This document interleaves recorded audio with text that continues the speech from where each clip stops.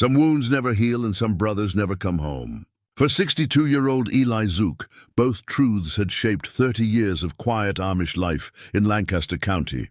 His brother Jakob had vanished one autumn night without a word, leaving behind only questions and family shame. The community stopped speaking his name. Eli learned to live with the silence and the ache of not knowing why.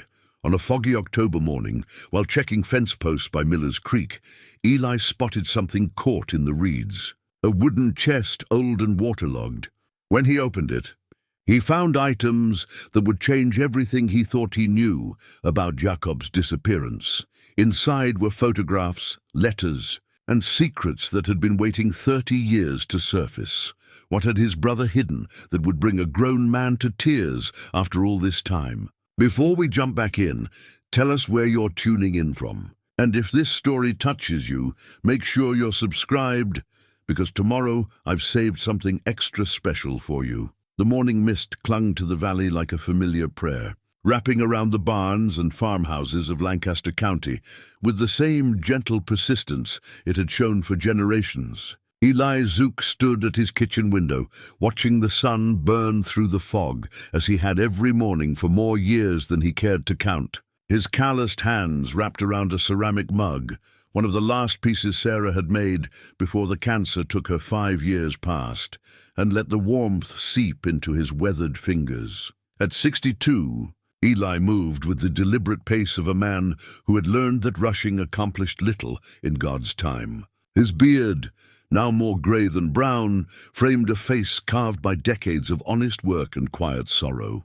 The lines around his eyes spoke of both laughter and loss, though the laughter had become scarcer since Sarah's passing and rarer still since Jakob's disappearance 30 years before. The wooden chest sat on his kitchen table like an unwelcome guest, its presence transforming his simple morning routine into something uncertain and troubling.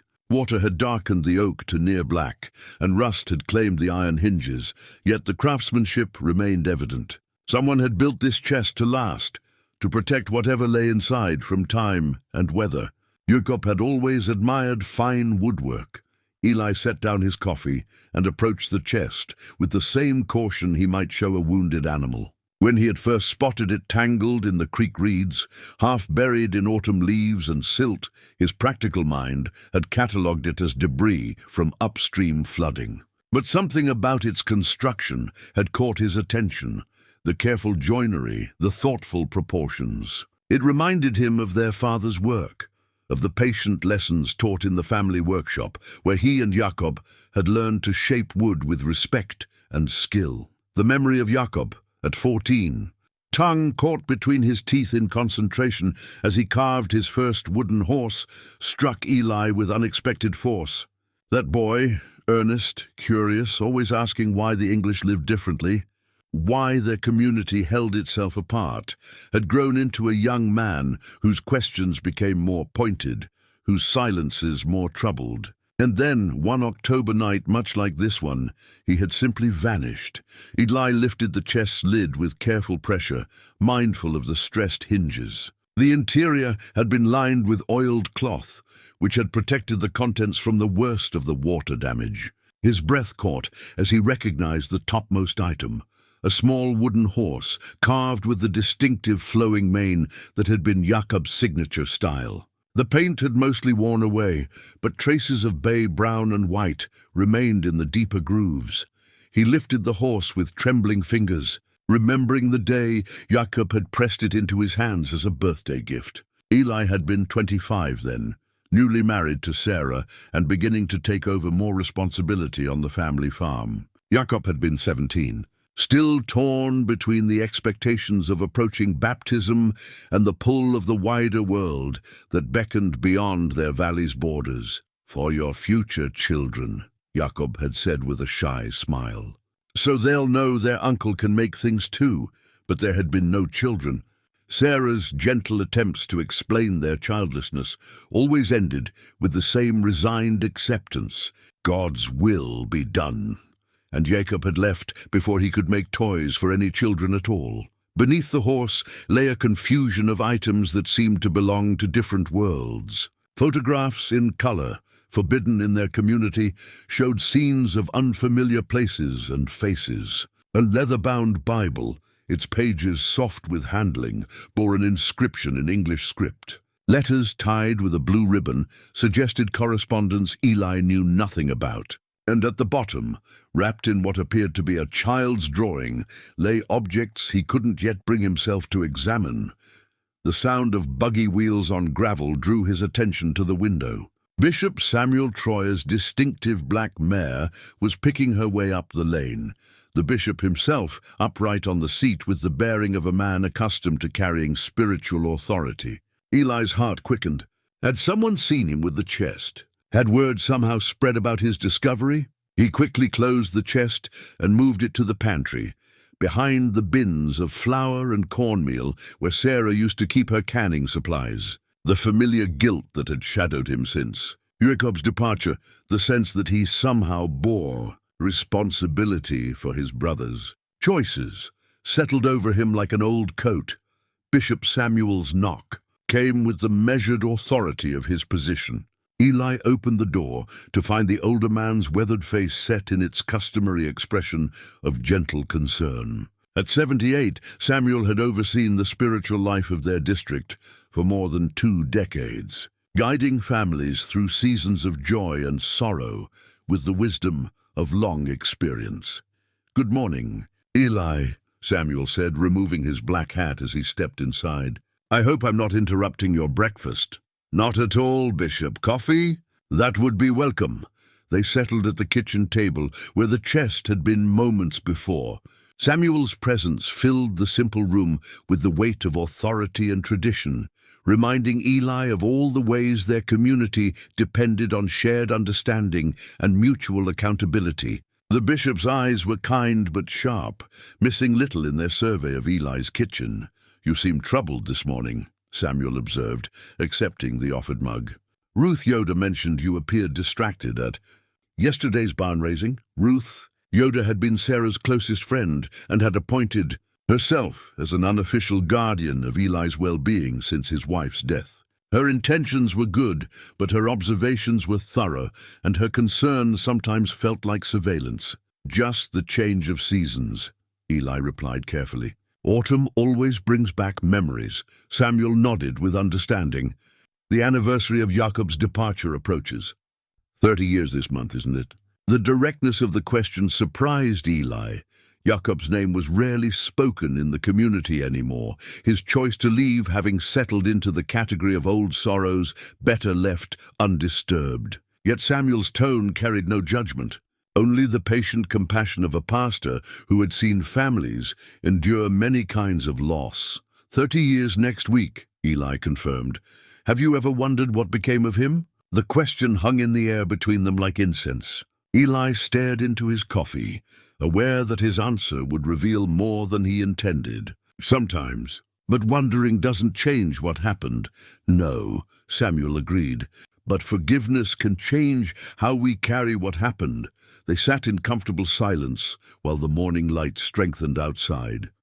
Samuel had been present for all the meetings that followed Jakob's disappearance, the worried conferences about search efforts, the difficult discussions about shunning, the eventual resigned acceptance that Jakob had chosen his path. He had also been present for their parents' funerals, where Jakob's absence had been a wound that never quite healed. "Your brother was not the first young person to struggle with our ways," Samuel said finally, "nor will he be the last. The world beyond our borders grows more attractive to each generation, more insistent in its promises." "Jakob was different," Eli said, the words emerging before he could stop them. "He didn't leave for worldly things. He left because he couldn't find answers to his questions here." Samuel's eyebrows rose slightly. "What makes you say that?" Eli realized he had spoken from knowledge he didn't possess, at least not officially. The chest in his pantry seemed to pulse with secrets that demanded attention, but 30 years of habit kept him from revealing its existence. Just things he said before he left, about why we lived separately, whether separation was really what God wanted. He read the Bible more than most, asked questions that made the elders uncomfortable. "Questions are not forbidden," Samuel replied gently, though the answers may sometimes be difficult to accept. After the bishop left, Eli returned to the pantry and retrieved the chest. The morning's interruption had given him time to steel himself for what he might discover, but his hands still trembled as he opened the lid again. He lifted out the wooden horse and set it carefully on the table, then reached for the photographs.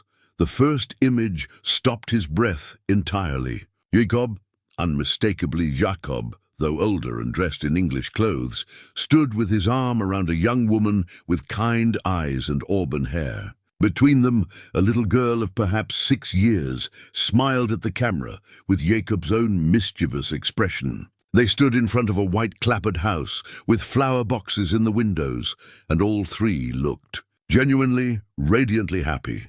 Eli studied every detail with the intensity of a man discovering a lost world.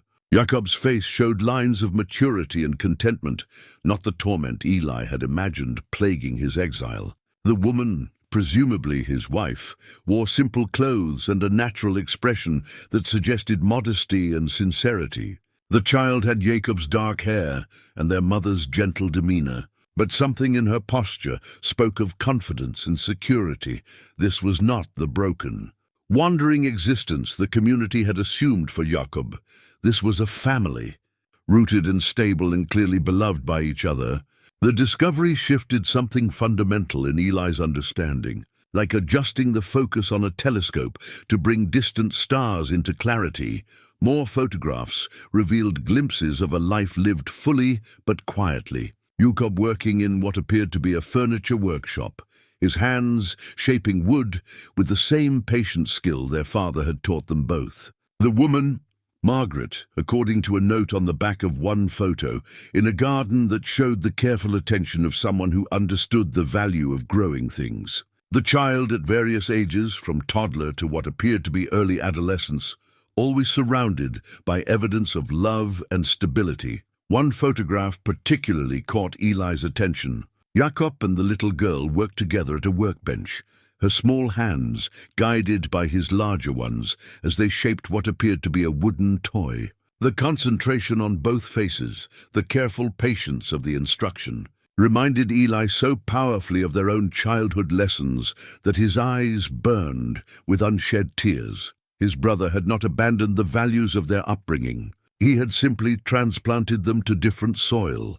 The realization forced Eli to confront a truth he had avoided for 30 years. He had assumed Jakob's departure represented a rejection of everything their family stood for: faith, community, the patient work of building a life guided by principle rather than desire. But these photographs suggested something far more complex. Jakob had created a life that honored their father's teachings about craftsmanship, devotion, and family care. He had simply done so outside the boundaries their community considered acceptable.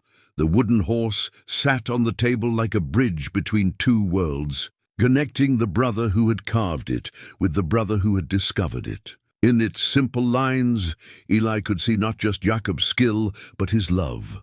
Love for the family he was leaving. Love for the brother who would remember him. Love for traditions he would carry with him even into exile.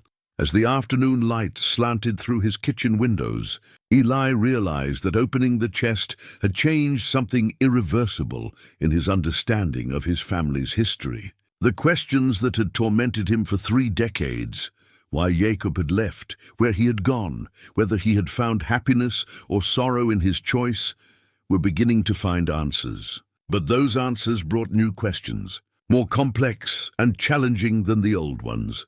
The community's response to Jakob's departure had been shaped by love as much as disappointment, a desperate attempt to protect other young people from making similar choices. But what if those choices were not inherently destructive? What if they simply led to different expressions of the same fundamental values? Eli wrapped the wooden horse in his handkerchief and placed it in his shirt pocket close to his heart. Whatever else the chest contained, whatever other revelations awaited his discovery, he knew now that Jakob's departure had not been the abandonment of family he had always believed. It had been a transformation, painful but not purposeless. The brother he had lost was not the brother he had found. The forbidden photograph lay face up on Eli's workshop table, its colors impossibly vivid in the lamplight. Even after 3 days of studying it, the image continued to assault his understanding of what Jakob's life had become. Here was his brother, not the broken exile Eli had imagined, but a man clearly at peace with his choices, surrounded by a family that loved him. Eli had moved his examination of the chest's contents to the workshop, away from the kitchen, where neighbors might glimpse them through windows. The familiar smell of wood shavings and linseed oil provided comfort as he wrestled with revelations that challenged everything. He thought he knew about his brother's disappearance. The little girl in the photograph had Jakob's stubborn chin and their mother's gentle eyes. Emma, according to the notation on the back, written in Jakob's careful script. Born 1987, that would make her nearly 30 now, a woman with her own life, possibly children of her own. Eli had a niece he had never known existed, blood family living somewhere in the English world, carrying forward a lineage he had assumed ended with Jakob's departure. Margaret, Jakob's wife, appeared in several photographs spanning what seemed to be many years. In the earliest, she looked young and uncertain, clearly new to whatever relationship she shared with Jakob. In later images, her comfort and confidence grew until the final photographs showed a woman who belonged entirely in the life they had built together. Her face carried the particular contentment that came from being deeply loved and offering deep love in return. But it was Jakob himself who challenged Eli most profoundly. The brother who had left their community at 22 had been wrestling with questions about faith and tradition, angry at restrictions he didn't understand, impatient with answers that seemed to satisfy everyone but him. This Jakob, photographed across what appeared to be 15 or 20 years, showed no trace of anger or regret. His face had settled into lines of patience and humor. His posture spoke of confidence without arrogance. He looked, Eli realized with a shock that felt like betrayal, happy. The workshop door creaked open, admitting the crisp October air and Ruth Yoder's concerned voice. "Eli, I saw your lamp burning late again. Are you feeling well?" Eli quickly covered the photograph with a clean rag and turned to face his visitor. Ruth had been Sarah's dearest friend and had appointed herself guardian of Eli's well-being since his wife's death. Her intentions were kind, but her observations were thorough and her questions persistent. "Just working on a project," he said, hoping his voice sounded normal. "You know how time disappears when I'm carving?" Ruth stepped further into the workshop, her sharp eyes cataloging details with the efficiency of long practice. At 58, she maintained the vigorous energy that had made her invaluable during Sarah's illness, but her attention sometimes felt like scrutiny. "What project?" she asked, glancing at the workbench where no evidence of current carving was visible. "Something for the Christmas sale," Eli replied vaguely, still in the planning stages. Ruth's expression suggested she found his explanation inadequate, but she respected the boundaries of his workspace enough not to pry further. "Bishop Samuel mentioned he visited you yesterday. He seemed concerned about your state of mind." The comment stung because it carried truth. Eli had been distracted since discovering the chest, his attention divided between the demands of daily life and the compelling mystery of Jakob's hidden existence. The photographs had shattered his assumptions about his brother's fate, replacing familiar sorrow with confusion and questions he didn't know how to answer. "The anniversary of Jakob's leaving is always difficult," he said carefully. 30 years is long enough to let old wounds heal." Ruth replied with the practical wisdom that made her both helpful and occasionally irritating. Jakob made his choice. "It's not your burden to carry," but that was exactly what the photographs challenged. Had Jakob's choice been the selfish abandonment the community had always assumed? Or had it been something more complex? A young man following his heart toward a life that honored different values but maintained essential commitments to love and family. After Ruth left, Eli returned to his examination of the chest's contents. Beneath the photographs lay the leather-bound Bible, its pages soft with frequent handling. The inscription on the first page, Jakob Zook, Christmas 1985, was written in English script rather than the German they had grown up reading. But as Eli turned the pages, he found extensive marginalia in Jakob's familiar handwriting, notes and questions that revealed an ongoing engagement with Scripture that had clearly continued long after his departure from the Amish community. The passages Jakob had marked surprised Eli, rather than focusing on texts about rebellion or freedom. Jakob had concentrated on verses about love, family responsibility, and the difficulty of following God's will when it conflicted with human expectations. Particularly heavy annotation surrounded Jesus' words about leaving father and mother, and Paul's discussions of conscience versus law.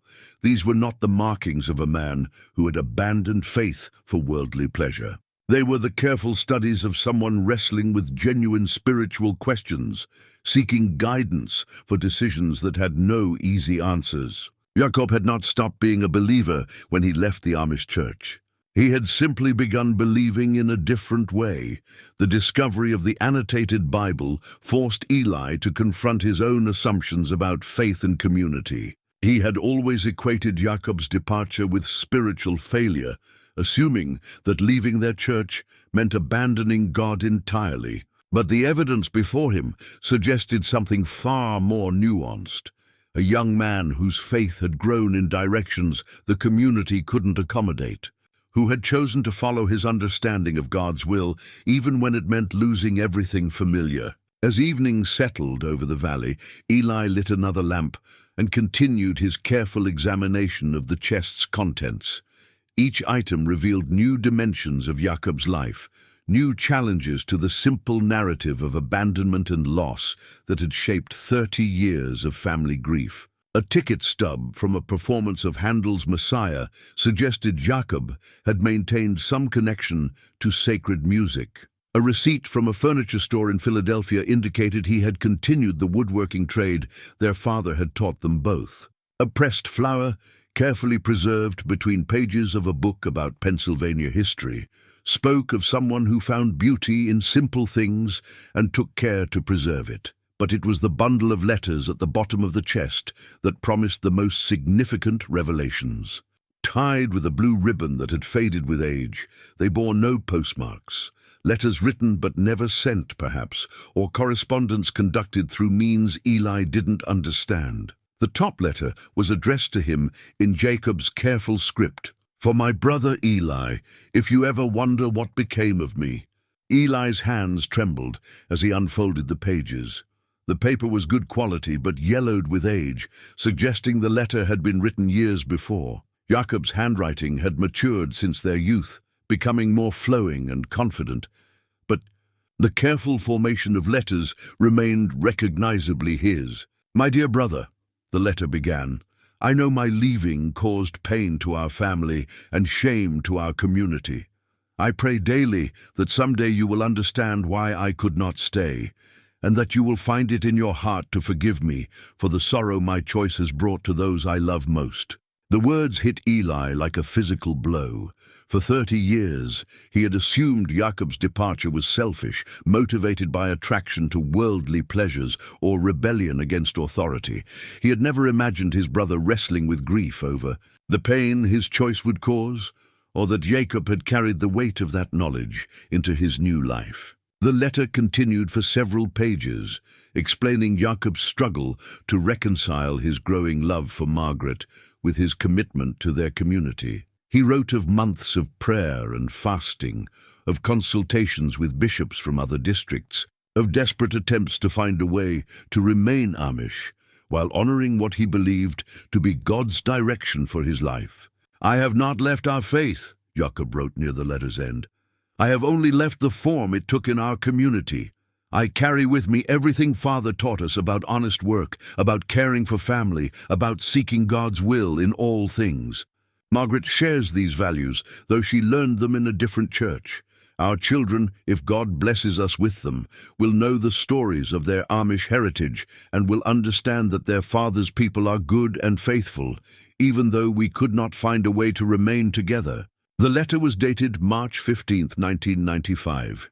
3 years after Jacob's departure. By then, he had been living in the English world long enough to understand what he had gained and lost through his choice. His words carried the weight of experience, rather than the passion of youth, making them more devastating in their honesty. Eli read the letter 3 times before setting it aside, each reading revealing new layers of meaning and pain. His brother had not fled from responsibility or embraced rebellion. He had made an agonizing choice between 2 goods: loyalty to his community and faithfulness to what he believed God was calling him to do. The letter revealed a man who had counted the cost of his decision and paid it willingly, but not without grief. The revelation transformed Eli's understanding of his family's history and his own role in it.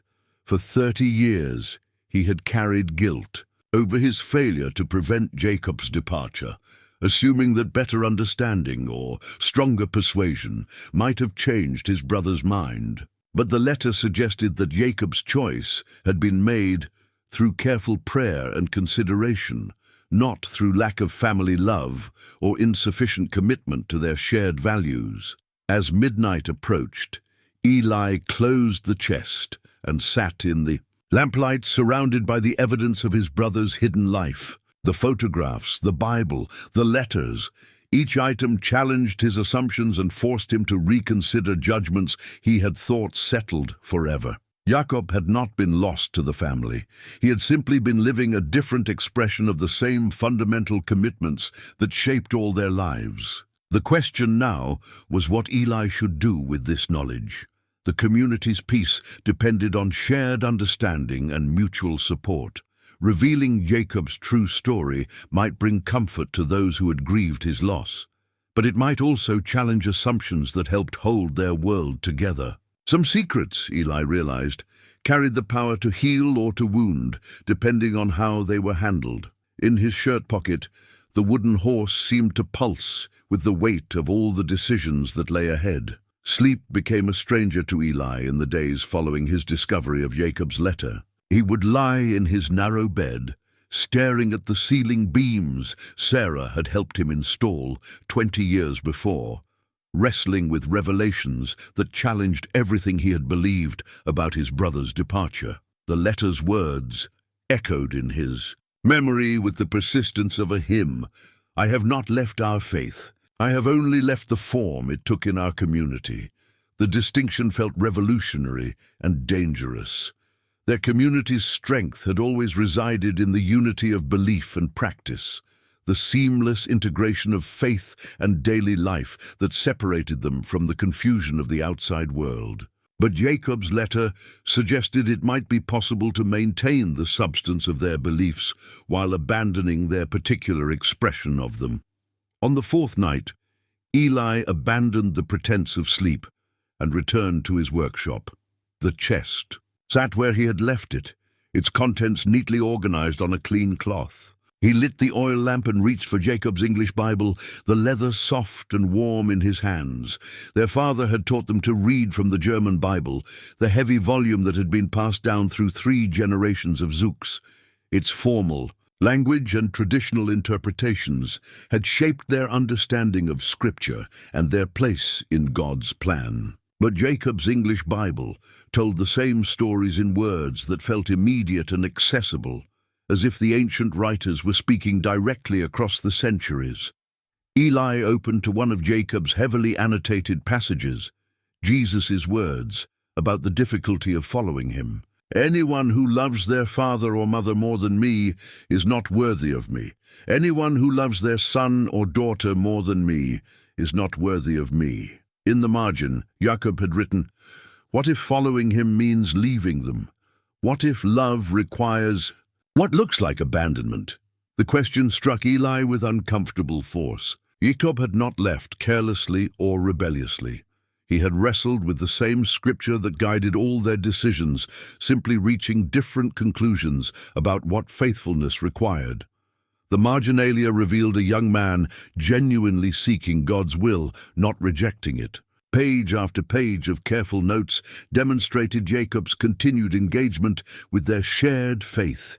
He had marked passages about conscience, about the relationship between law and love, about Jesus' conflicts with religious authorities who prioritized tradition over mercy. These were not the casual observations of someone abandoning belief, but the serious study of a person working to understand how ancient wisdom applied to impossible choices. One notation particularly caught Eli's attention, next to Paul's words. About being all things to all people, Jakob had written, "Is it possible to honor father and mother while living differently? Can love express itself in ways they cannot understand or accept?" The questions revealed the heart of Jakob's struggle. He had not wanted to hurt his family or abandon their values. He had simply found himself in a position where honoring what he believed God was calling him to do meant disappointing the people he loved most. The Bible's margins became a window into his brother's soul, showing the careful thought and genuine faith that had guided his most painful decision. As dawn approached, Eli's understanding of his family's history underwent a fundamental shift. Jakob's departure had not been the spiritual failure the community had always assumed. It had been a different kind of faithfulness, costly, misunderstood, but rooted in the same desire to follow God that motivated all their choices. The revelation brought unexpected comfort along with its challenge. For 30 years, Eli had grieved not only Jakob's absence, but what he assumed was his brother's spiritual destruction. Learning that Jakob had maintained his faith even while changing its expression lifted a burden Eli had carried so long he had forgotten its weight. But comfort came mixed with unsettling questions. If Jakob had remained faithful to God while leaving their community, what did that say about the community's understanding of faithfulness? If genuine belief could express itself in ways their traditions didn't recognize, how should they respond to other young people who struggled with similar questions? The sound of buggy wheels on gravel announced an early visitor. Through the workshop window, Eli saw Ruth Yoder's familiar figure approaching with the determined stride that usually preceded her most pointed conversations. He quickly closed the Bible and covered the chest's contents, then stepped outside to meet her. "You're up early," Ruth observed, her sharp eyes noting the lamp burning in his workshop. "And you missed the community breakfast yesterday. Mary Stoltzfus asked specifically about you." Eli had indeed missed the monthly gathering where their district's families shared a meal and discussed community business. The thought of sitting through conversations about weather and crops while Jacob's letter burned in his memory had seemed impossible. "I had work to finish," he said simply. Ruth's expression suggested she found his explanation insufficient. "Eli, your friends are concerned about you.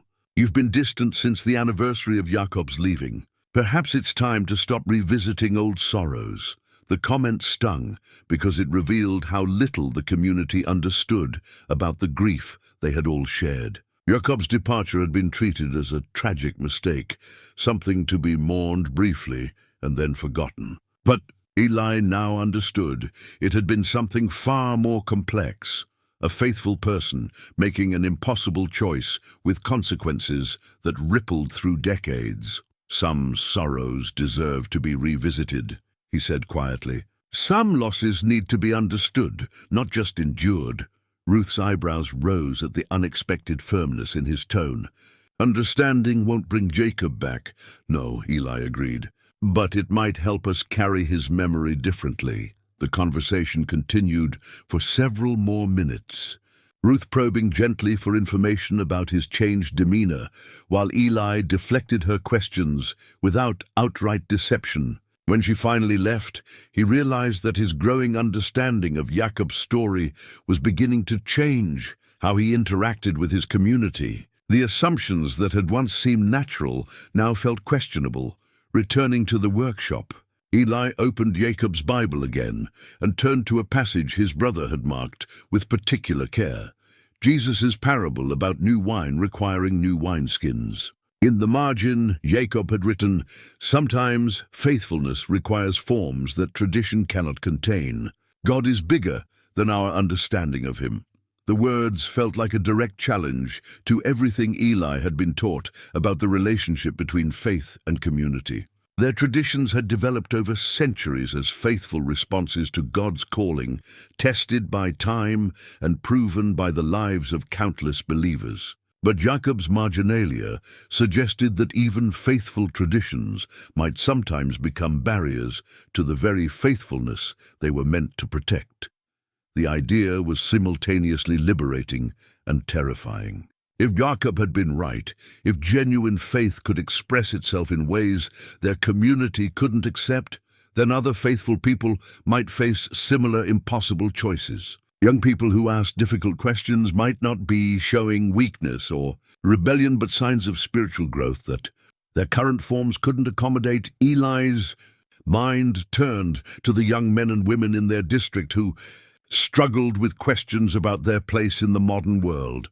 Samuel Yoda's son David, who asked why they couldn't use solar panels when caring for creation was clearly a biblical mandate. Emma Stoltzfus, who wondered why women couldn't serve as ministers when Scripture spoke of women prophets and teachers. Benjamin Lapp, who questioned whether complete separation from the world served God's purposes when Jesus had commanded his followers to be salt and light. Were these young people showing signs of the same spiritual seriousness that had driven Jakob to his difficult choice? Or were they simply testing boundaries that needed to remain firm for the community's protection?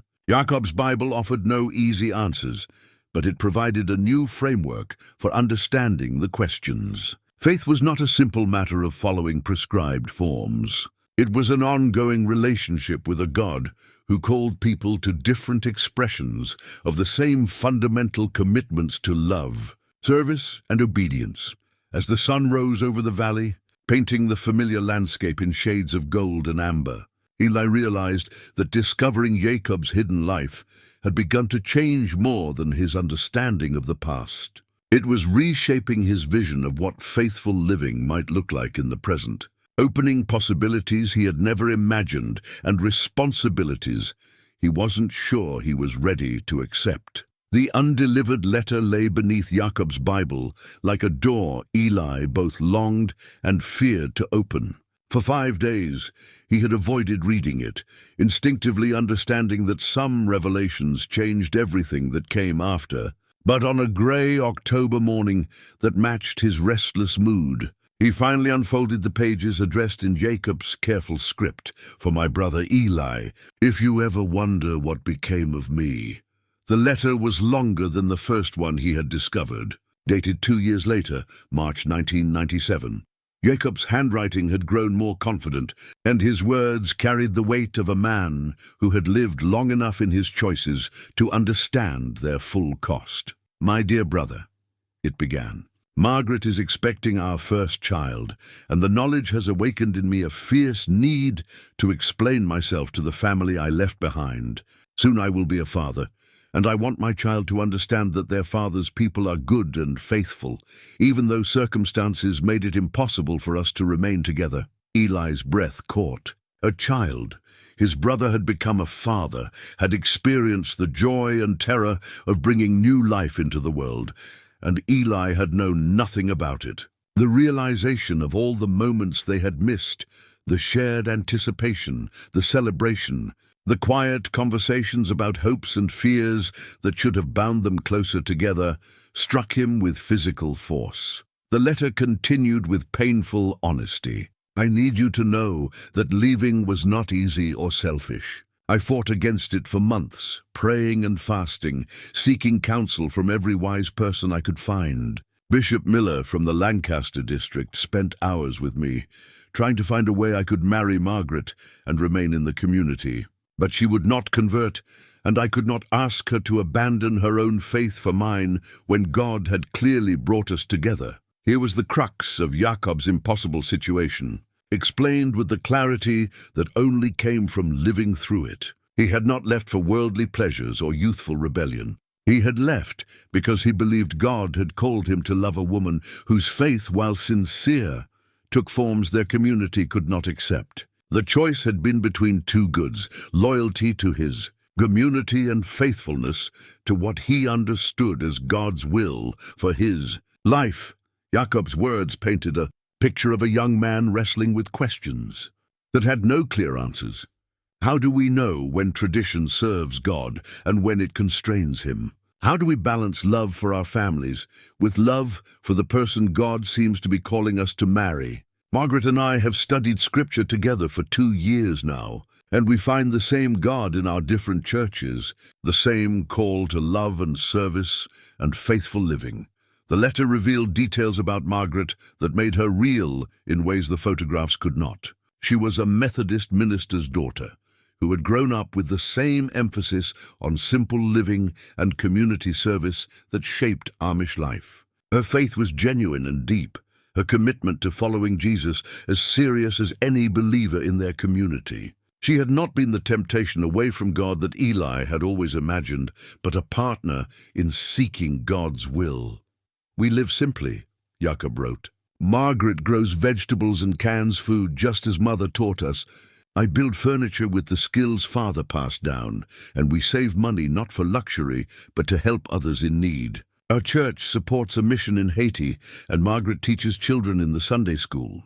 We read Scripture together each evening and pray for wisdom in raising our child according to God's ways." The description challenged every assumption Eli had held about life outside their community. Jakob had not abandoned the values of their upbringing. He had transplanted them to different soil, finding ways to honor their father's teachings about work and faith and family responsibility, while building a life the Amish church could not recognize or accept. "I know the community sees my choice as rebellion," Jakob continued, "but it has been the opposite. Every day I try to live up to the example Father set of faithful work and honest dealing. Every day I thank God for the family that raised me to know right from wrong, to value substance over appearance, to seek His will above my own desires. Leaving our community was the hardest thing I have ever done, but it was not a rejection of what you taught me.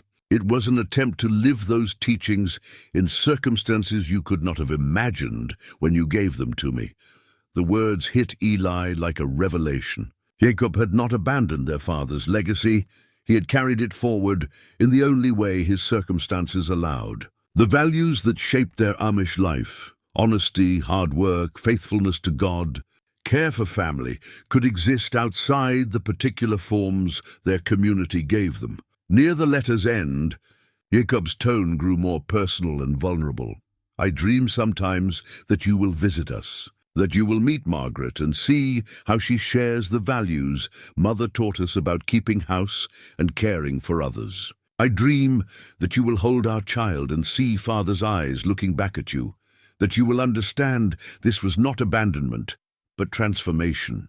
But I know the rules that govern our separate worlds, and I do not expect what I cannot hope for." The pain in those words was overwhelming. Jakob had built a good life, found love and purpose and spiritual fulfillment, but he had done so knowing it meant permanent separation from the people who had shaped him. Every joy in his new life came shadowed by the awareness of what his choice had cost. "If anything happens to me," the letter concluded, "I have asked Margaret to send word through English friend who know our ways. I want you to know that I died faithful to the God you taught me to serve, grateful for the family that showed me how to live with integrity, and hopeful that someday, in this world or the next, we will be reunited in understanding if not in circumstances."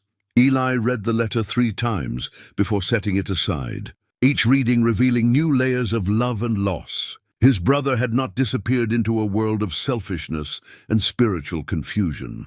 He had built a life that honored their family's deepest values while expressing them in ways their community could not accept. The revelation forced Eli to confront his own assumptions about faithfulness and community. For 30 years, he had equated Jakob's departure with spiritual failure, assuming that leaving their church meant abandoning God. But the letter revealed a man whose faith had grown in directions their community couldn't accommodate, who had chosen to follow what he believed was God's calling, even when it meant losing everything familiar. As afternoon shadows lengthened across his workshop, Eli examined the other contents of the chest with new understanding. A pressed flower from what appeared to be a wedding bouquet suggested Jakob and Margaret had married with the same joy and solemnity that marked Amish weddings. A child's first shoe, impossibly small and carefully preserved, spoke of a father's tender love for his daughter. A program from a church Christmas service showed Jakob participating in the same seasonal celebrations that shaped Amish life. Just in different settings, each item revealed continuity rather than abandonment, transformation rather than rejection. Jakob had remained essentially the same person their father had raised, simply expressing his faith and values in circumstances that required different forms. The discovery changed how Eli understood his own relationship with his brother's memory. For 30 years, he had carried guilt over his failure to prevent Jakob's departure, assuming that better understanding or stronger persuasion might have changed his mind. But the letter suggested that Jakob's choice had been made through careful prayer and consideration, not through lack of family love or insufficient commitment to their shared values. More troubling, the letter forced Eli to examine his own understanding of faith and community. If Jakob had maintained genuine faithfulness while living outside their particular forms, what did that say about the forms themselves? Were they essential expressions of God's will, or were they helpful but not absolute frameworks for faithful living? The questions felt dangerous because they challenged assumptions that held their community together. But they also felt necessary because they opened possibilities for understanding that could heal old wounds and prevent new ones. As evening settled over the valley, Eli realized that reading Jakob's undelivered letter had completed his transformation from grieving the brother he thought he had lost to celebrating the brother he had actually had. Jakob's departure had been costly and painful, but it had not been the spiritual failure their community had assumed. It had been a different kind of faithfulness, misunderstood, but rooted in the same desire to honor God that motivated all their choices. The wooden horse in his shirt pocket seemed to pulse with new meaning, no longer a symbol of abandonment, but a bridge between two expressions of the same fundamental love. Jakob had not forgotten his family when he left. He had carried them with him into his new life, honoring their memory by living according to the values they had taught him. Now the question was, what Eli would do with this knowledge. The truth about Jakob's life had the power to heal or to wound, depending on how it was shared.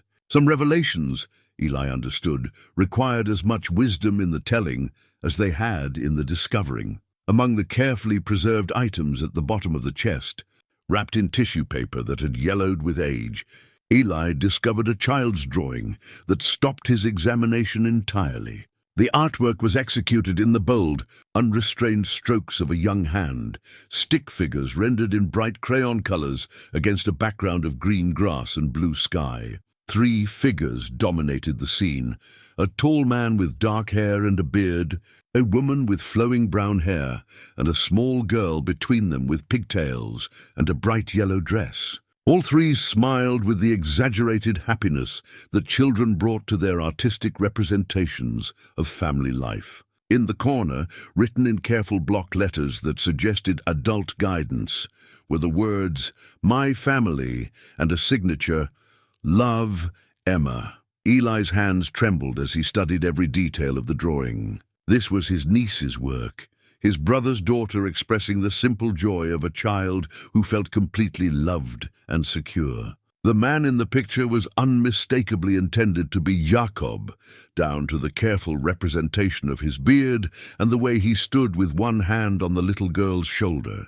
The woman, Margaret, was drawn with the same attention to detail that suggested the artist knew her subjects intimately and loved them deeply. But it was the small details that devastated Eli most completely.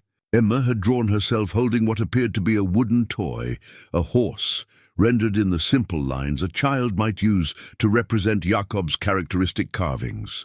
In the background, She had included a house with windows full of flowers and a workshop building that bore a striking resemblance to the structure where Eli now sat. The drawing revealed a child who knew her father's history, who had been told stories about his family and his skills, who understood herself as part of a larger heritage, even though she lived outside its traditional boundaries. Jakob had not hidden his Amish upbringing from his daughter. He had shared it as a gift, helping her understand the values and traditions that had shaped him before she was born. Eli turned the drawing over and found a note in Jakob's handwriting. Emma's first family portrait, age 6. She asks often about her Amish grandparents and uncle. I tell her they are good people who love God and work with their hands to create beautiful things. Someday I hope she will meet them. The note struck Eli like a physical blow. Jakob had wanted his daughter to know her extended family. He had told her stories about grandparents she would never meet and an uncle who didn't know she existed. Emma had grown up aware that somewhere in Lancaster County lived relatives who shared her blood and her father's values. Even if they could not share their lives, the realization forced Eli to confront the full tragedy of their family's separation. While he had been grieving Jakob's loss and assuming his brother had abandoned all connection to their world, Jakob had been raising a daughter who yearned to know the family her father had left behind. 2 generations had grown up diminished by a division that served no one's real interests. Over the following days, Eli found himself studying Emma's drawing with the intensity he had once reserved for scripture.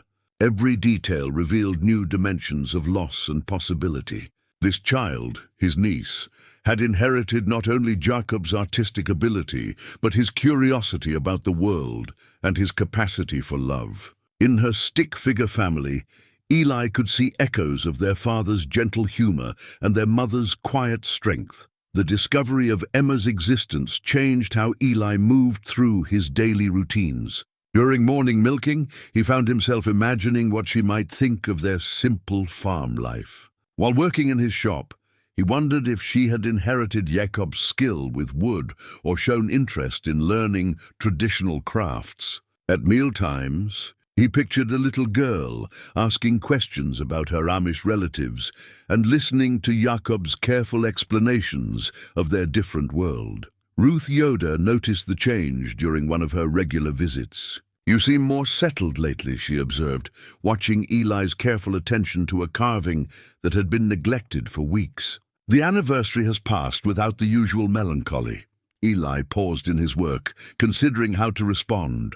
Ruth's friendship with Sarah had given her insight into his moods and habits, making deception difficult. But the truth about his discoveries felt too large and complex to share without careful consideration of consequences. "I've been thinking about family differently," he said finally. "About what it means to love people we can't be with." Ruth's expression softened. "That's wise. Sarah would be pleased to know you're finding peace with Jakob's memory."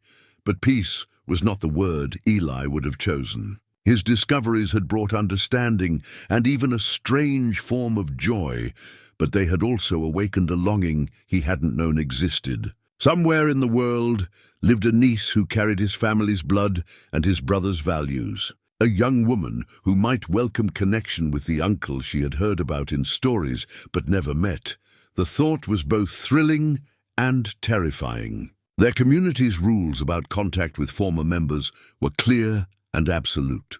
Maintaining correspondence or visiting family who had left was considered a form of disobedience that could result in shunning. Yet Emma was innocent of her father's choices, a third generation who had grown up with questions about her heritage that no one had been allowed to answer. As October deepened toward November, Eli began to understand that discovering Jakob's hidden life had created a responsibility he couldn't ignore. Knowledge once gained demanded response. He could not simply return the chest to its place by the creek and pretend he had never opened it. The evidence of his brother's faithfulness and his niece's existence required some form of acknowledgement, even if he wasn't yet sure what form that acknowledgement should take. One evening, while examining Emma's drawing by lamplight, Eli noticed details he had previously missed. In the background of the family scene, Emma had drawn what appeared to be a barn with a distinctive gambrel roof, a style common in Amish architecture but rare in most English construction. She had also included a buggy parked beside the house.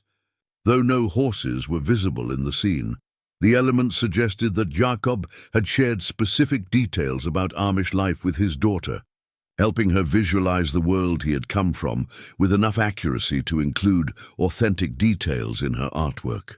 Emma knew about barns and buggies, about the simple clothing and careful craftsmanship that characterized their community. Her father had given her a heritage she could claim, even if she couldn't experience it directly. The revelation deepened Eli's sense of connection to a niece he had never met. Emma was not simply Jakob's daughter living in a foreign world. She was a bridge between their separate communities, carrying knowledge and values that belonged to both. Through her, the best of their families' legacy had survived Jakob's departure and taken root in soil no one had expected it to flourish in. But the drawing also intensified Eli's awareness of all the relationships that had been lost through their rigid adherence to separation. Emma had grown up with questions about her father's people that only direct contact could answer.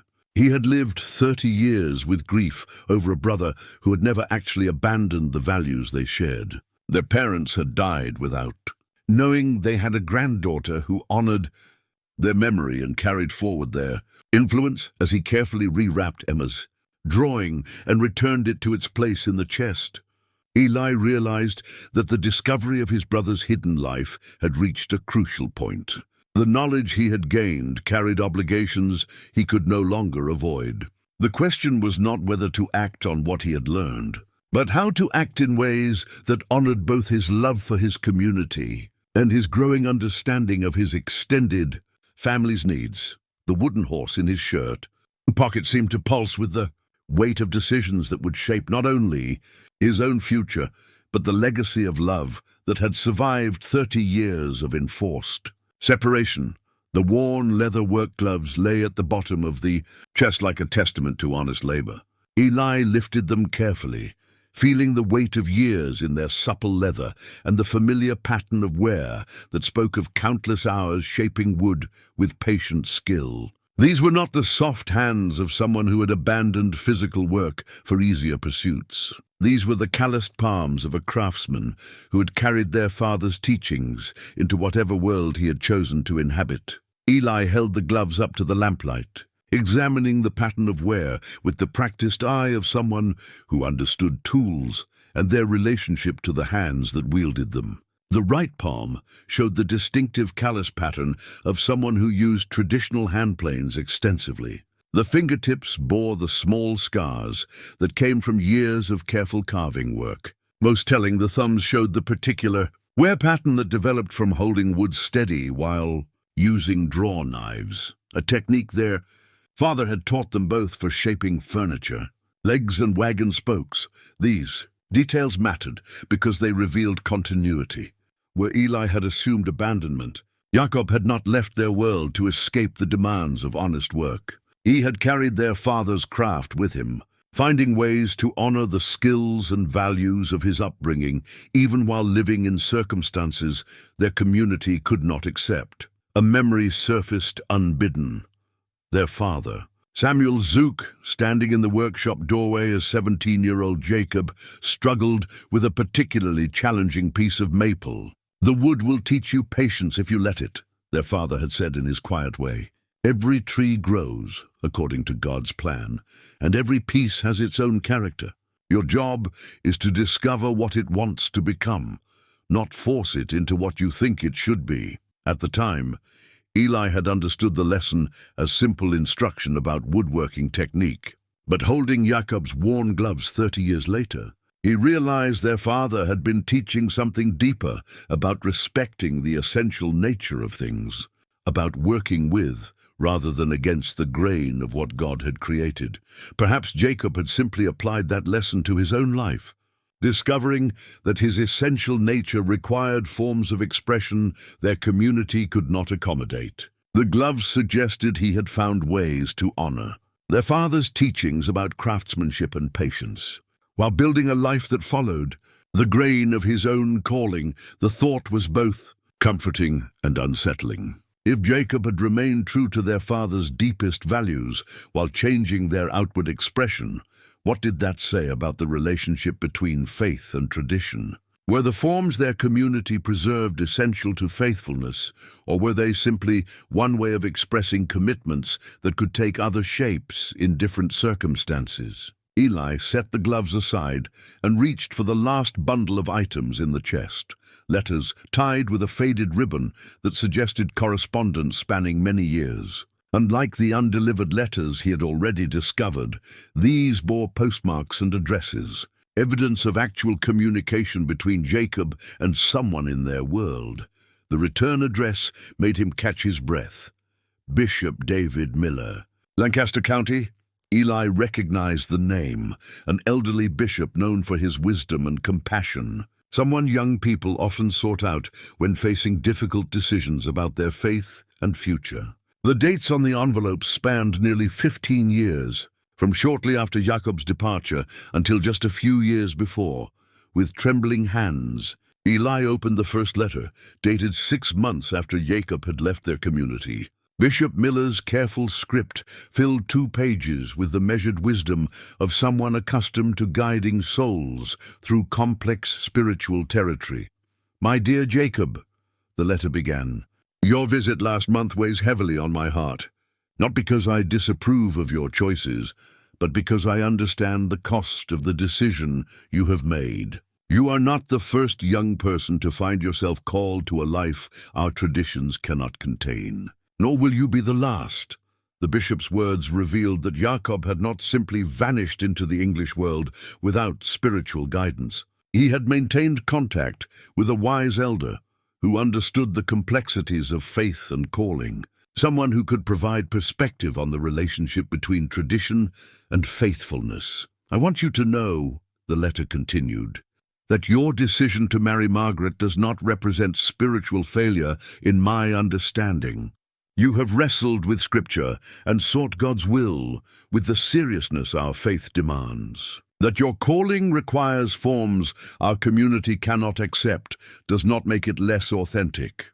Bishop Miller's letters, spanning more than a decade, revealed an ongoing relationship between Jakob and a spiritual mentor who had helped him navigate the challenges of living faithfully outside traditional boundaries. The correspondence touched on questions of child-rearing, community involvement, and maintaining spiritual discipline in circumstances their traditions had not anticipated. One letter, dated 5 years after Jacob's departure, addressed concerns that resonated deeply with Eli's own questions. "You ask whether your children should know about their Amish heritage. I believe they should know they come from people who have sought to follow God seriously for many generations, even if they express that seeking in different ways. Heritage is not chains, but roots. It provides stability for growth in whatever direction God calls." The bishop's wisdom offered a framework for understanding that transcended the simple categories of faithful and unfaithful that had shaped Eli's thinking for 3 decades. Jakob had not abandoned his spiritual heritage. He had drawn strength from it while growing in directions it could not directly support. As Eli read through years of correspondence, he began to understand that his brother's spiritual journey had been accompanied by wise counsel and supported by prayer from elders who recognized authentic faith even when it took unfamiliar forms. Jakob had not been spiritually adrift in the English world. He had been guided by the same careful attention to Scripture and community wisdom that shaped Amish life, simply applied to different circumstances. The final letter in the bundle, dated just 3 years before, carried news that made Eli's hands tremble. "I was saddened to learn of your diagnosis, but encouraged by your faith in facing this trial. Your letters over the years have been a blessing to an old man who sometimes wonders whether our traditions serve God's purposes or simply our own comfort. You have shown that faithfulness can flourish in soil we never thought to plant it in. The mention of a diagnosis suggested Jakob had faced serious illness in his final years. Yet even that trial had been met with the same faith that had guided his earlier decisions, supported by ongoing connection to the spiritual wisdom of their community through Bishop Miller's faithful correspondence. As evening settled over the valley, Eli realized that discovering Jacob's work gloves and reading Bishop Miller's letters had completed his understanding of his brother's hidden life. Jakob had not simply survived outside their community, he had thrived spiritually and practically, maintaining the essential values of their upbringing while expressing them ways their traditions could not recognize. The knowledge brought deep comfort, but also profound challenge. If faithful people could flourish outside their community's forms, what did that mean for young people currently struggling with similar questions? If wise elders like Bishop Miller could see authentic faith in circumstances their traditions rejected, perhaps their understanding of faithfulness needed to grow beyond familiar boundaries. The worn gloves lay on his workshop table like a bridge between worlds, connecting the brother who had learned to work with wood in their father's shop to the man who had carried those skills into a different life. They represented continuity of values across the apparent discontinuity of circumstances, proof that love and faithfulness could survive even the most painful separations, but they also represented responsibility. Knowledge once gained demanded response. Eli could not simply return the chest to its resting place and pretend he had never discovered the truth about Jakob's life. The evidence of his brother's faithfulness and the reality of his extended family created obligations that would require courage to fulfill and wisdom to navigate. At the very bottom of the chest, beneath layers of letters and mementos that had revealed the full scope of Jakob's hidden life, Eli discovered a newspaper clipping that had been carefully folded and preserved in a plastic sleeve. The paper was more recent than the other items, its edges still crisp, its printing clear. As he unfolded it, the words "obituary" appeared at the top of the column in bold print. The name struck him like a physical blow. Jakob Samuel Zook, age 52, of Philadelphia, PA. Eli's hands began to shake as he read the notice, each detail hitting him with the force of revelation and devastating loss combined. Jakob had died 5 years ago, 5 years during which Eli had lived not knowing his brother was gone forever, 5 years of missed opportunities for reconciliation that would never come. Jakob passed peacefully on March 15, 2018, surrounded by his loving family after a courageous battle with cancer.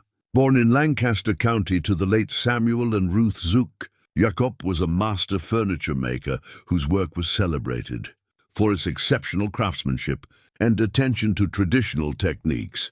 The obituary continued with details that painted a picture of a life lived fully and purposefully. He is survived by his beloved wife of 23 years, Margaret Thompson Zook, and their daughter Emma, 26, of Philadelphia.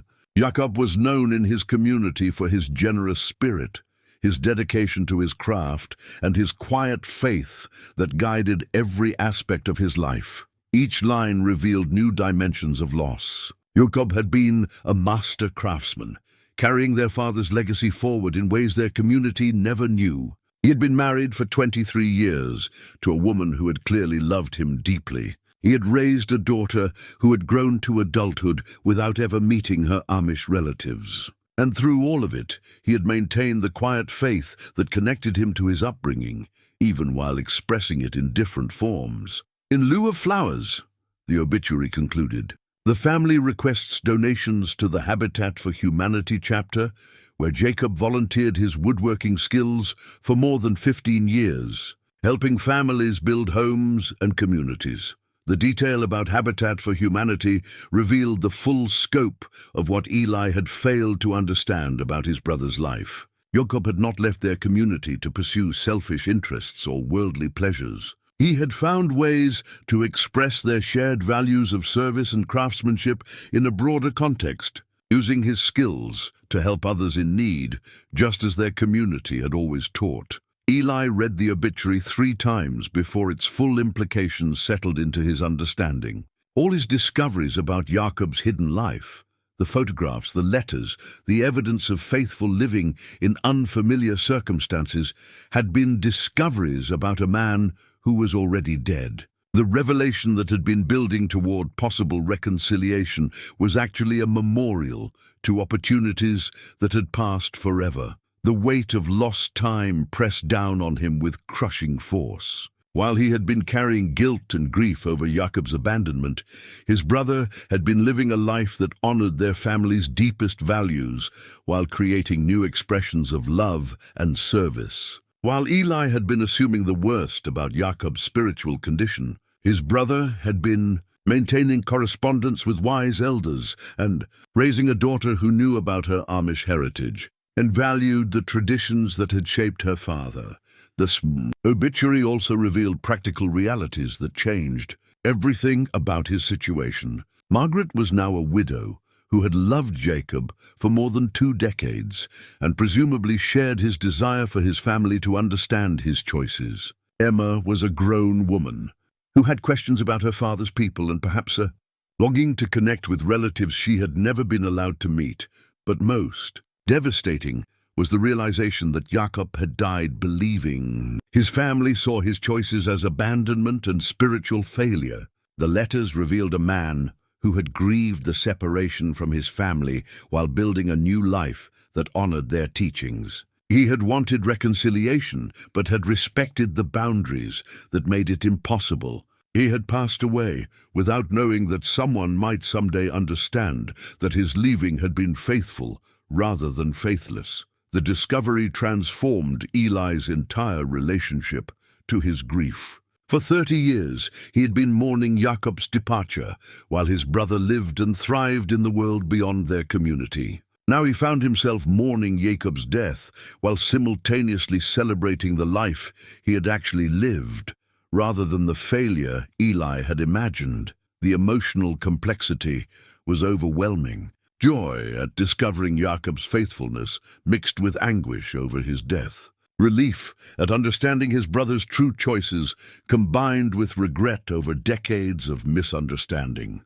Hope for possible connection with Jakob's family warred with sorrow over the reconciliation that would never happen. As the full weight of the revelation settled over him, Eli realized that finding the obituary had fundamentally changed the nature of his responsibility. He was no longer dealing with the possibility of reconnecting with a living brother. He was faced with the question of whether to honor a dead brother's memory by reaching out to the family he had left behind. The thought was both compelling and terrifying. Margaret and Emma represented the only remaining connection to Jakob's hidden life, the only people who could help Eli understand the full scope of his brother's faithful living. But contacting them would require breaking community rules about association with former members' families, risking his own standing in the church that had shaped his entire life, yet the alternative returning, the chest to its resting place and pretending. He had never discovered the truth about Jakob's life seemed like a betrayal of everything his brother had represented. Jakob had maintained hope for eventual understanding, even while respecting the boundaries that made reconciliation impossible. Surely that hope deserved some form of acknowledgement, even if it came 5 years too late. The obituary also raised practical questions that demanded careful consideration. How should he approach a widow who had no reason to trust a member of the community that had rejected her husband? What could he offer Emma that would honor her father's memory without disrupting the life she had built for herself? How could he bridge the gap between their separate worlds without causing pain to people who had already endured the loss of Jakob himself? As midnight approached in his workshop, surrounded by the evidence of his brother's faithful but hidden life, Eli understood that discovering the obituary had brought him to a moment of decision that would define not only his relationship to Jakob's memory, but his own understanding of love, family, and the boundaries that both protected and constrained their community. The wooden horse in his shirt pocket seemed to pulse with new urgency. It was no longer a symbol of possible reconciliation, but a bridge between the living and the dead, carrying the weight of love that had survived separation and could perhaps survive even death itself. Jakob was gone, but his family remained. His legacy lived on in a daughter who carried his values and a widow who had shared his vision of faithful living in unfamiliar circumstances. The question was whether Eli had the courage to honor that legacy by reaching across the divide that had separated their worlds for 30 years.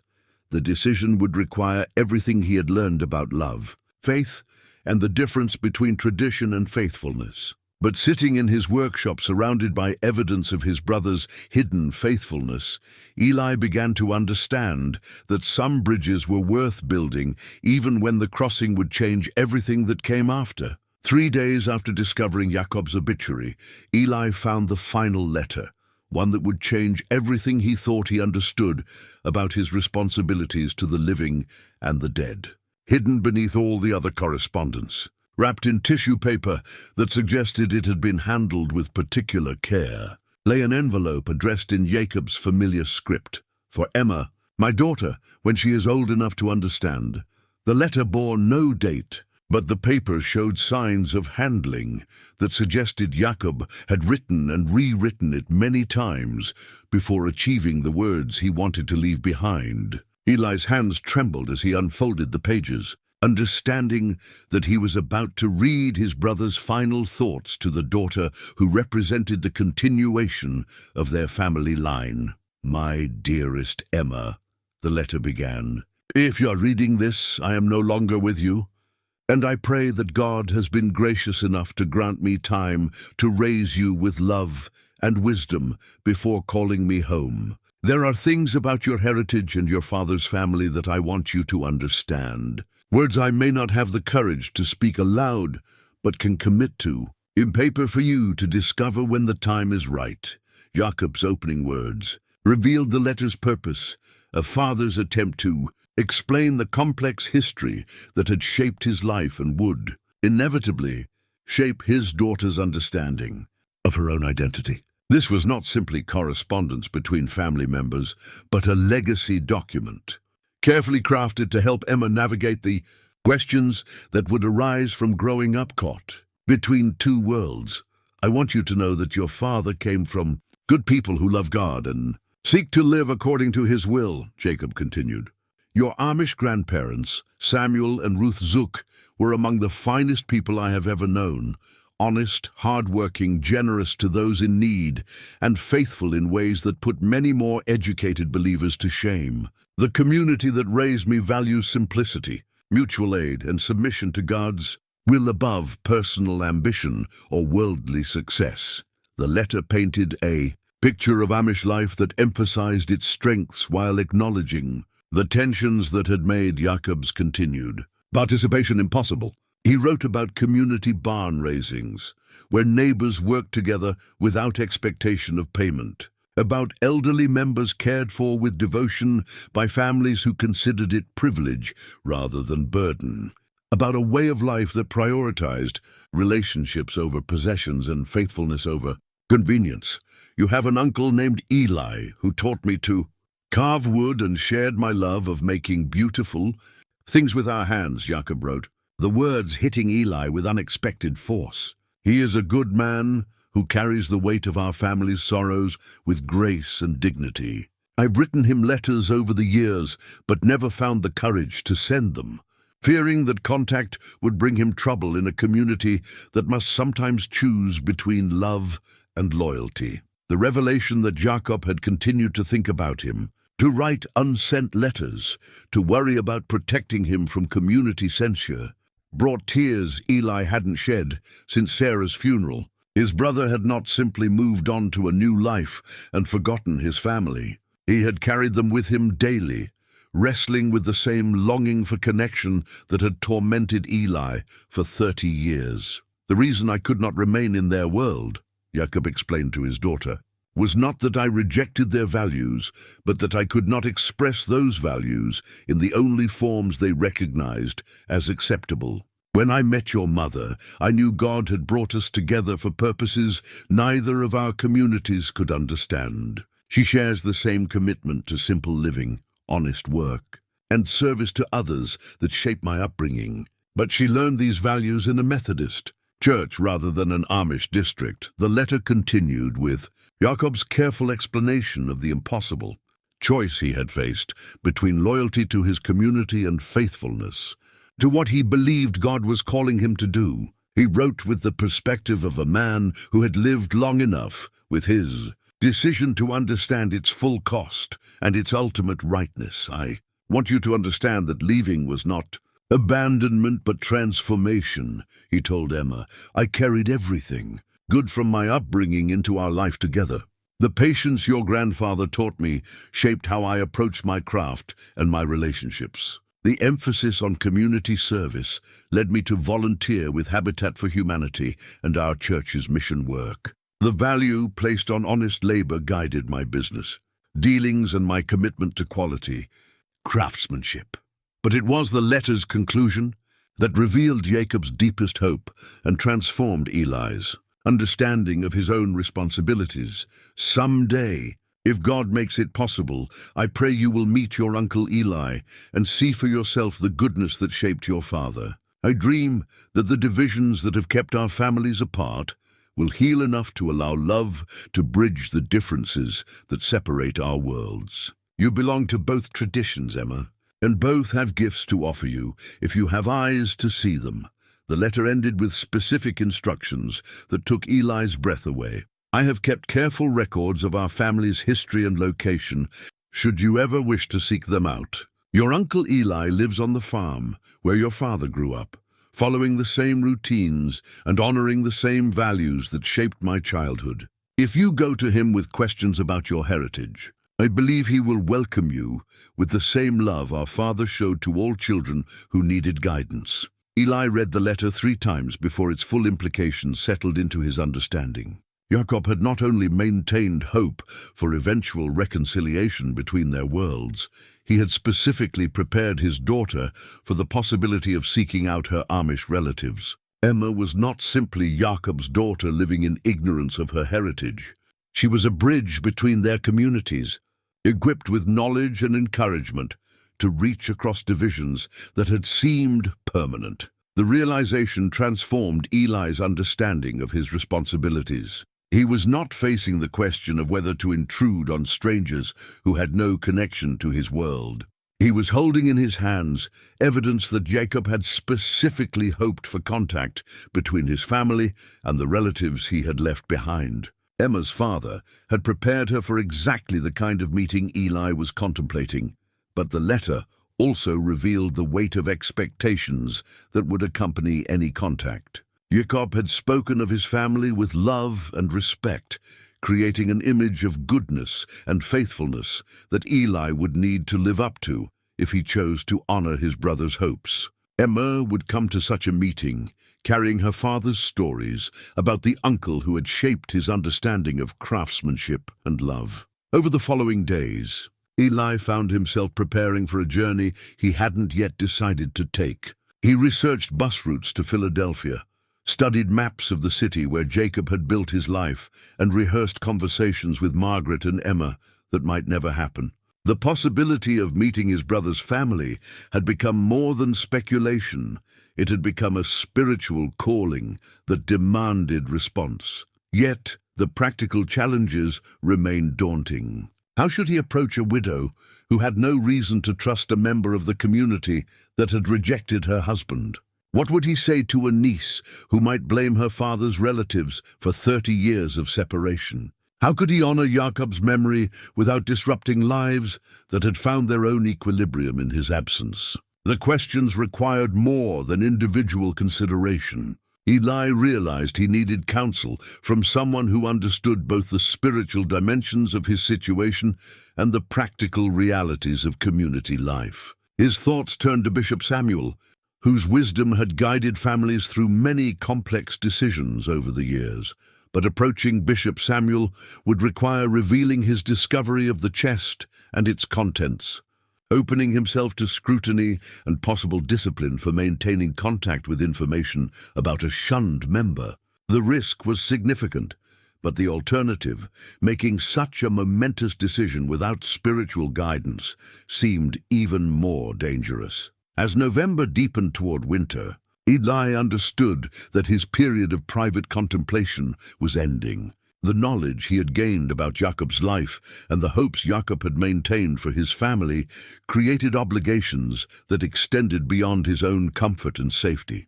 Emma was somewhere in Philadelphia, carrying questions about her heritage that her father had prepared her to pursue. Margaret was living with memories of a husband who had never stopped loving the family he had been forced to leave behind. The wooden horse in his shirt pocket seemed to pulse with new urgency, no longer simply a memento of childhood, but a key to connections that might heal wounds that had festered for 3 decades. Jakob's final letter to his daughter had revealed that the bridge between their worlds was not something Eli would need to build from nothing. His brother had already laid the foundation, preparing both sides for a reunion that would require courage. But not the courage to attempt the impossible. The question was whether Eli had the faith to step onto the bridge his brother had built and walk toward a family that had been waiting 30 years for someone to make the crossing. The house in Philadelphia sat on a quiet street, lined with mature oak trees that reminded Eli of home, despite the urban context surrounding them. After 3 hours on unfamiliar buses and another hour walking through neighborhoods that grew increasingly foreign to his experience, he stood on the sidewalk studying the white-clapboard structure that had been Jakob's home for more than 20 years. Emma's childhood drawing had been remarkably accurate.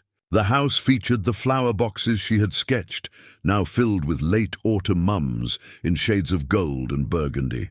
A small workshop building occupied the backyard, its windows suggesting the same careful attention to craft that had characterized their father's workspace. Even the modest scale of the property spoke of people who valued substance over display, simplicity over ostentation. Eli's hands shook as he approached the front door, carrying a small wooden box he had crafted during the sleepless nights since reading Jakob's final letter.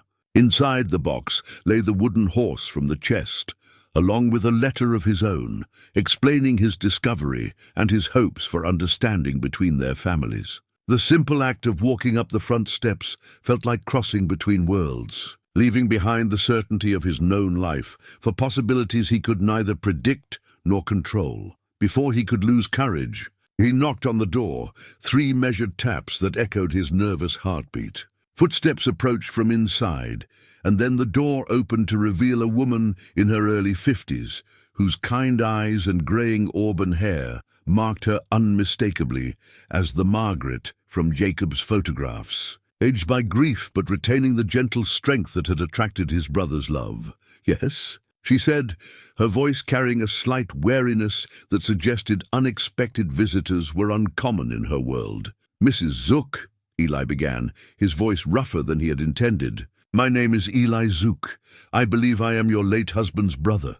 Margaret's hand flew to her throat, her eyes widening with recognition that went beyond simple physical resemblance. She studied his face with the intensity of someone seeing a beloved ghost, taking in the features that echoed the man she had loved and lost. "Oh my goodness," she whispered. "Jakob's brother. You look so much like him. Please come in, Emma. Emma, come quickly." The interior of the house revealed a life lived according to principles that would have been familiar in any Amish home. Simple furniture, obviously handcrafted with exceptional skill, filled rooms that emphasized function over decoration. Quilts that showed expert needlework covered chairs and walls. Books lined shelves with the careful organization of people who valued learning. Everything spoke of intentional choices made by individuals who understood the difference between poverty and simplicity. Emma appeared from what Eli assumed was the kitchen, and the sight of her stopped his breath entirely. At 31, she carried herself with the confident grace of someone comfortable in her own skin, but her facial features were unmistakably those of the Zook family line. She had Jakob's dark eyes and stubborn chin, their mother's gentle mouth, and something in her posture that reminded Eli powerfully of their father's patient attentiveness. "This is your Uncle Eli," Margaret said, her voice trembling with emotion. Jakob's brother from Lancaster County. Emma's eyes filled with tears as she studied Eli's face. "Dad talked about you all the time," she said, her voice breaking slightly. "He said you taught him to carve wood, that you shared his love of making beautiful things. I've wondered about you my whole life." The simple honesty of her words broke down the careful composure Eli had maintained during his journey. "I didn't know you existed until 2 weeks ago," he admitted. "I found some of your father's belongings and learned about the life he built here. I came to apologize for 30 years of silence and to see if there might be room for understanding between our families." Margaret gestured for him to sit on a sofa that showed Jakob's characteristic attention to joinery and proportion. "Tell us how you found out about us," she said gently. Jakob always hoped that someday his family would understand his choices, but he respected the boundaries that made contact impossible. Eli opened the wooden box and carefully lifted out the carved horse, watching as both women recognized it immediately. Emma gasped and reached for it with trembling hands. "This was in Dad's chest," she said, not asking but understanding. "He told me about carving this for you when you were young, hoping you'd have children who could play with it. He kept it all these years, along with many other things," Eli replied. Then began the careful process of explaining his discovery by the creek, his gradual understanding of Jakob's hidden life, and his growing realization that his brother had never abandoned the values of their upbringing, but had simply found different ways to express them. As he spoke, Margaret disappeared briefly and returned with a simple gold wedding band that she placed on the coffee table between them. "Jakob wanted this returned to your family if anything happened to him," she said quietly. "He felt it represented his commitment not just to me, but to the values of loyalty and faithfulness your parents taught him." The gesture was so unexpected and gracious that Eli felt tears he had held back for weeks finally begin to fall. This woman, this stranger who had loved his brother for more than 20 years, was offering him a symbol of the marriage that had separated their families, transforming it into a bridge of understanding and respect. Emma disappeared upstairs and returned carrying a folded quilt that made Eli catch his breath with recognition. The pattern was unmistakably traditional Amish, the wedding ring design their mother had favored, but executed in fabrics and colors that spoke of the English world. Deep burgundies and forest greens replaced the traditional blues and grays, and machine stitching supplemented the hand quilting, but the fundamental structure honored techniques passed down through generations of Amish women. "I made this using the methods Dad taught me," Emma said, unfolding the quilt across the sofa where they sat.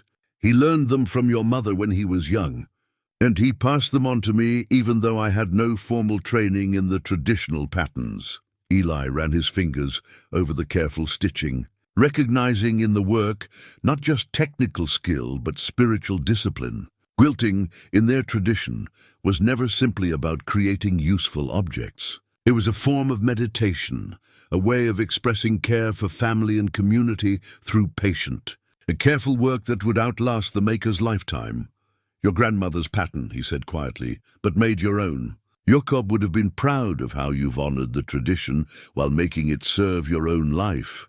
Emma's eyes brightened with pleasure at the recognition. "Dad always said that the best way to honor tradition was to understand its purpose and find new ways to express that purpose as circumstances changed. He taught me that this pattern represents the interconnection of families and communities, the way individual lives weave together to create something stronger than any single thread."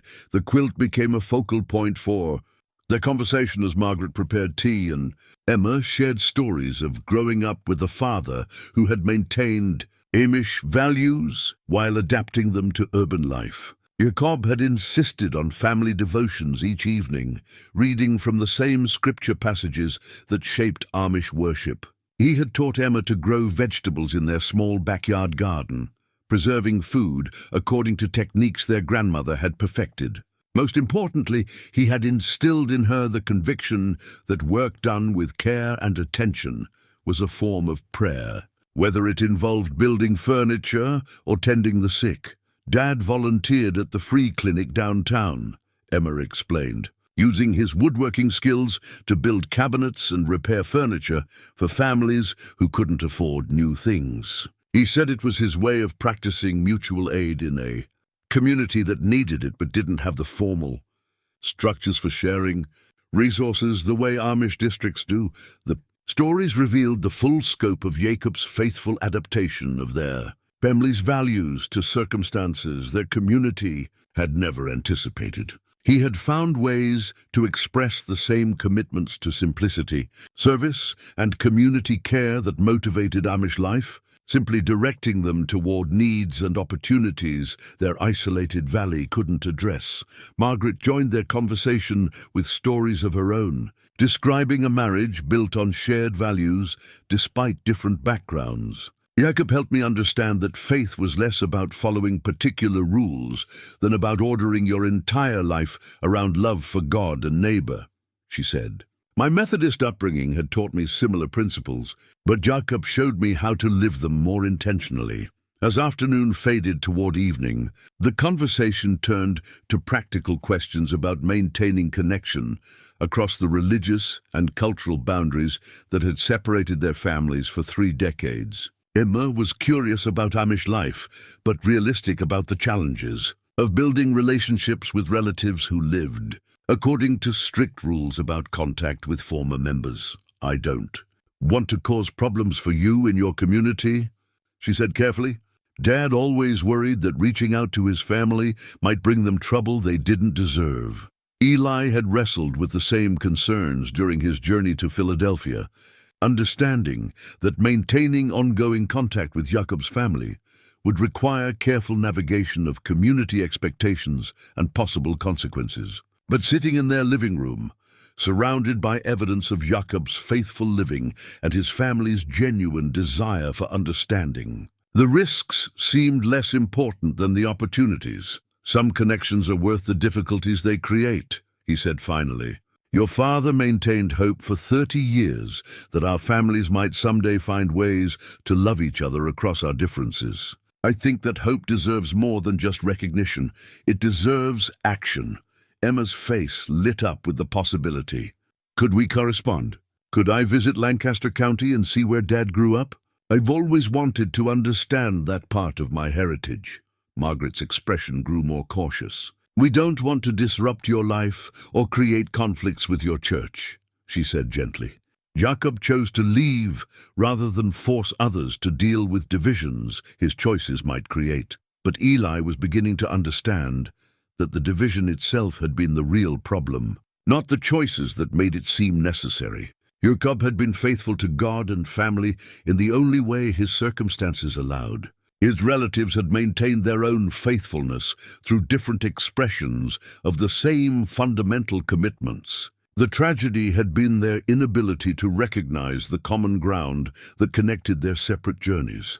I think, Eli said slowly, that Jakob's greatest hope was not that we would all live the same way, but that we would recognize the same love working through our different ways of life. The quilt you made honors your grandmother's pattern while serving your own needs. Perhaps our families can find a similar way to honor our connections while respecting our different circumstances. The quilt spread across the sofa between them seemed to shimmer with possibility, its interwoven rings creating patterns that spoke of unity within diversity, strength through connection, and beauty emerging from the patient work of bringing separate elements together into something larger than themselves. 6 months after his journey to Philadelphia, Eli stood in his workshop, surrounded by the familiar sounds and smells that had shaped his understanding of faithful work for more than 4 decades. Wood shavings curled away from his plane in long ribbons, and the scent of fresh walnut filled the air with promises of useful beauty emerging from patient labor. But the project taking shape under his hands was unlike anything he had ever attempted, a carved wooden bridge that seemed to grow more complex and meaningful with each careful cut. The bridge had begun as a simple exercise in technical challenge, but it had evolved into something approaching spiritual expression.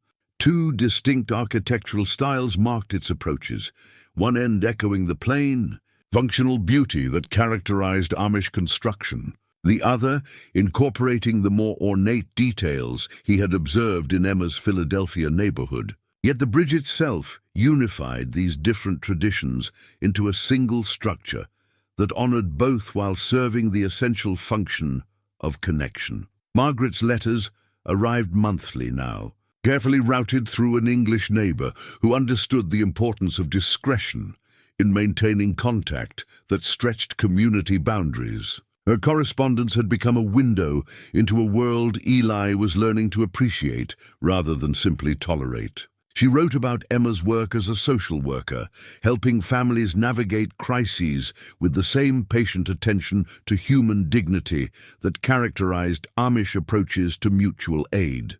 She described her own volunteer teaching at an adult literacy program, sharing the gift of reading with people whose circumstances had denied them early education. Emma's letters came separately, filled with questions about her father's childhood and observations about the connections between different expressions of faithful living. She had visited Lancaster County twice, carefully, arranged trips that allowed her to see the landscape that had shaped Jakob's early years without creating obvious complications for Eli's standing in the community. During those visits, she had met Bishop Samuel, who had surprised everyone by welcoming her warmly and sharing stories of the young man whose spiritual seriousness had been evident even when his questions grew troubling. "Your father was never lost," Bishop Samuel had told Emma during their first meeting. "He was simply called to express his faithfulness in ways our traditions could not contain. There is room in God's kingdom for many different approaches to the same essential commitments." The bishop's words had provided a framework for understanding that gradually influenced how other community members responded to Emma's presence. Rather than seeing her as a representative of the world they had chosen to separate from, many began to recognize her as a continuation of Jakob's legacy, evidence that faithful living could take root and flourish even in soil they had never thought to plant it in. Ruth Yoder had been among the most surprised by her own response to meeting Emma. "She has Jakob's eyes," Ruth had told Eli after their introduction, "but more than that, she has his way of listening to people as if their stories matter. You can see the goodness her father planted in her, growing in ways we never expected." The carved bridge neared completion as winter deepened toward spring, its intricate details revealing new dimensions each time Eli examined it in different light. The structure seemed to embody everything he had learned about the relationship between tradition and transformation, faithfulness and adaptation. Essential principles could cross between different worlds while maintaining their integrity, just as his bridge could span between different architectural traditions while serving its fundamental purpose of connection. On a March morning that marked the anniversary of Jakob's death, Eli received a package from Philadelphia that contained Emma's latest project, a photograph album documenting her father's life from childhood through his final years. The images told a story of continuity within change, showing Jakob at work in his Philadelphia shop using tools and techniques that echoed their father's patient instruction, raising a daughter with the same careful attention to character formation that had shaped their own upbringing, participating in community service projects that expressed Amish values of mutual aid in urban contexts. But it was the final photograph that moved Eli most deeply. Emma and Margaret stood together in their garden, surrounded by vegetables they had grown and preserved according to techniques Jakob had learned in his mother's kitchen decades before. Both women wore simple dresses that honored the principles of modesty and practicality without copying Amish patterns exactly. Their faces showed the contentment that came from lives ordered around service rather than acquisition, purpose rather than pleasure. Beneath the photograph, Emma had written, "Dad's legacy continues in ways he could never have imagined. Thank you for helping us understand that love is stronger than the boundaries that seem to separate us."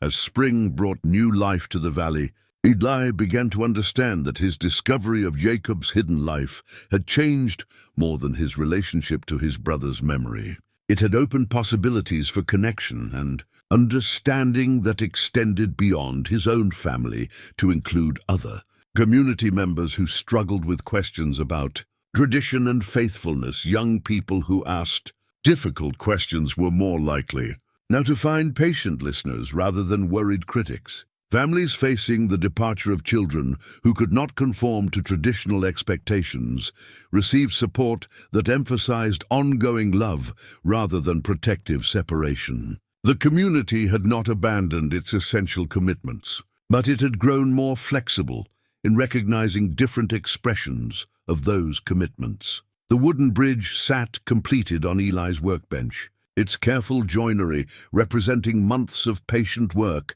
guided by love rather than mere craftsmanship.